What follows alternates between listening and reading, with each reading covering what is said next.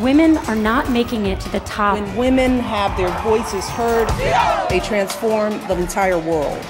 If women were presidents all over the world would be a safer place. Where do we want it? It would be a more peaceful place. It would be a place of equality. We will not be quiet. The world would be a better world.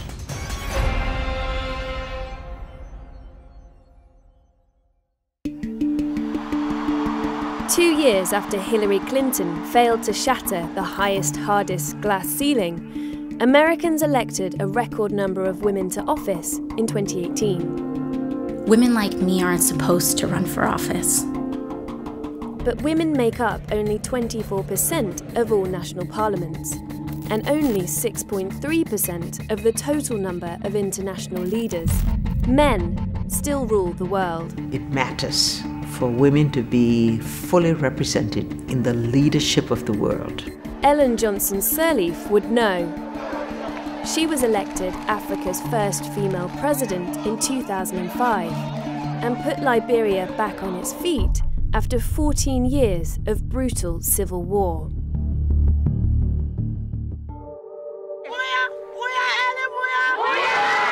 It was a huge grassroots action led by Liberian women that paved Mrs. Sirleaf's way to power. Women felt male domination in our country had been there for too long, and it was time for change. They voted, and they voted en masse. 80% of women at the polls voted for Ma Ellen, as she's known. My election will inspire women everywhere. But today, only 12.3% of seats in the Liberian parliament are held by women. Through collaborative effort, we have to break down the barriers, one by one. And this is how Mrs. Sirleaf believes it could be done.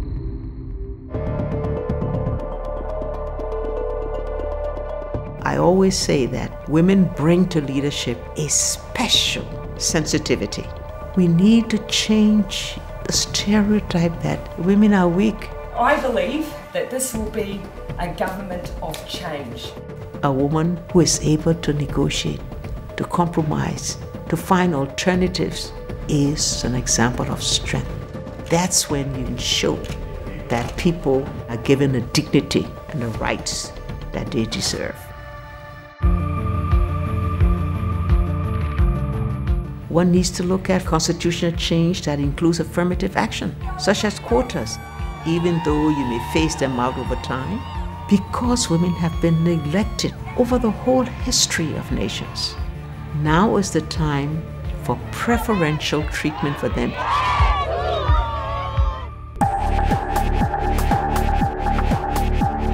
The obstacles go beyond misogynistic handicaps. They're institutional.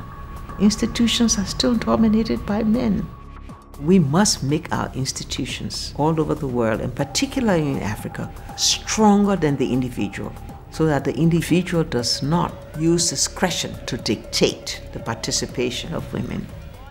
In 2018, after 2 terms in office, Mrs. Sirleaf bucked the trend of African presidents for life and stood down for Liberia's first peaceful transfer of power since the 1940s. I don't think, given the state of our country, that a man would have gone through the steps I did. Only a woman could have done it. One woman at the top can push harder, but unless you have enough women in the system to give the support, it can be a very difficult job, and I can use my own example. You're on a microscope all the time.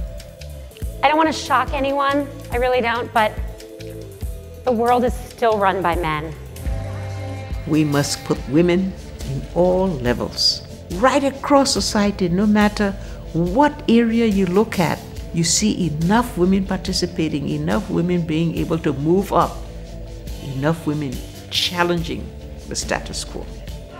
That's the equality that we search for, and it's taking a while to get it, but it's coming and no one can stop it. This is an irreversible road